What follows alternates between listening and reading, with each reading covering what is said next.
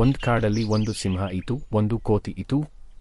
ದಿನ ಸಿಂಹ ಬೇಟೆಗೆ ಹೋಗ್ತಾ ಏನಾದ್ರೂ ತಂದು ತಿಂತಾ ಇತ್ತು. ಆದರೆ ಕೋತಿ ಏನು ಮಾಡೋದೇ ಇಲ್ಲ, ಸಿಂಹ ತಂದಿದ್ದೇ ತಿಂತಾ ಇತ್ತು. ಒಂದು ದಿನ ಸಿಂಹಗೆ ಕೋಪ ಬಂತು. ಹೇಳ್ತು, ಸಿಂಹ, ನೀನು ಯಾವಾಗಲೂ ನಾನು ತಂದಿದ್ದೇ ತಿಂತೀಯಲ್ಲ, ಆದರೆ ಸಹಾಯ ಮಾಡೋಕೆ ತಯಾರಿಲ್ಲ. ಕೋತಿ ನಗ್ತಾ, ಅಯ್ಯೋ, ನಾವು ಗೆಳೆಯರಲ್ಲವೇ? ಗೆಳೆಯರು ಹಂಚಿಕೊಳ್ಳೋದು ನಾರ್ಮಲ್ ಅಲ್ವಾ? ಸಿಂಹ ಏನು ಹೇಳ, ನಗ್ತಾ ಬಿಟ್ಟಿತು. ಮರುದಿನ ಸಿಂಹ ಹೇಳ್ತು, ಸಿಂಹ, ನಾನು ಒಂದು ಸೀಕ್ರೆಟ್ ಜಾಗದಲ್ಲಿ ಆಹಾರ ಇಟ್ಟಿದ್ದೀನಿ, ಬಾ ತಿನ್ನೋಣ. ಕೋತಿ ಖುಷಿಯಿಂದ ಹೋದಿತು. ಆದರೆ ಅದೇನುಪ್ಪ? ಒಂದು ದೊಡ್ಡ ಬಾವಿ ಇತ್ತು.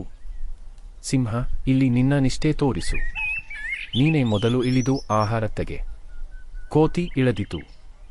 ಆದರೆ ಅಲ್ಲಿ ಏನು ಆಹಾರ ಇರಲಿಲ್ಲ. ಸಿಂಹ ನಗ್ತಾ, ಇಗೋ ನಿನ್ನ ಕೆಲಸ ಗೊತ್ತಾಯಿತಾ?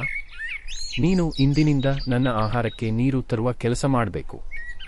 ಟ್ವಿಸ್ಟ್. ಆದರೆ ಕೋತಿ ಏನು ಮಾಡ್ತು ಗೊತ್ತಾ? ಬಾವಿಯೊಳಗೆ ಇದ್ದ ಒಂದು ಹಳೆಯ ಸಿಂಹದ ಹಡಗಿನ ಮೇಲೆ ಹಾರಿತು. ಆ ಹಡಗು ಖಜಾನೆ ತುಂಬಿರೋದು.